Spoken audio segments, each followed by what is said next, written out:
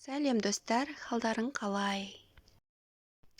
Достар, мен бүгін сіздерге пирожки с капустой дайындап көрсетемін.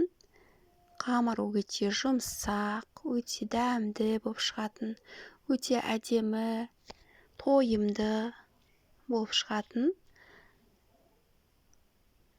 Әдемі духовкада пісетін пирожкидің рецептімен бөлісемін. Ол үшін бізге ұн, тұз, ашытқы, өсімдік майы және айран керек болады.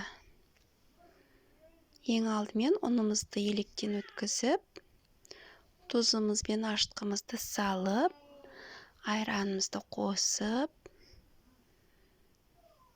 қамырымызды илейміз.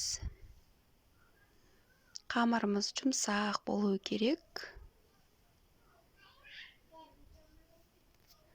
Қамырымызды илеп бола бергенде, өсімдік майын қосып, тағы да әдемі етіп, қамырды жақсылап илейміз. Содан соң қамырымызды бетін жауып, демалдырып қоямыз. Сосын начинкасын дайындаймыз. Ол үшін бізге капуста қажет. Капустаны осылай майдалап турап, сковородкада кішкене май құйып, табаға капустамызды қуырамыз. Тұз бұрышын салып, дәмдеуіштерін салып, қуырып аламыз. Содан соң қамырымызды осындай кішкене дөңгелекшелерге бөліп шығамыз. Бетін жауып, тағы қоямыз. Бетін жауып демалдырып қойған қамырымызды осылай шетінен алып, кішкене етіп жайып, капустамызды салып, әдемілеп формалар жасаймыз. Пирожкимізді осылай түйіп шығамыз.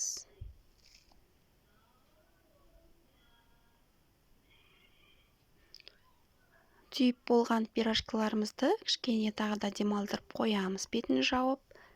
Содан соң духовкамыздың қыздырып, ыдысымызға пергамент қағазын төсеп, пирожкиларымызды қойып,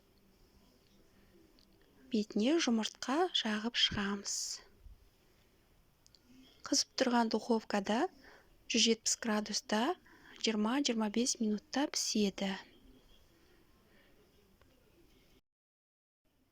Өте жұмсақ, өте дәмді, міндетті түрде жасап көріңіздер. Жасалуы да өте оңай. Достар, егер сіз менің каналыма тіркелмеген болсаңыз, тіркеліңіз, лайк басыңыз, комментарий жазыңыз. Және достарыңызбен бөлісіңіз.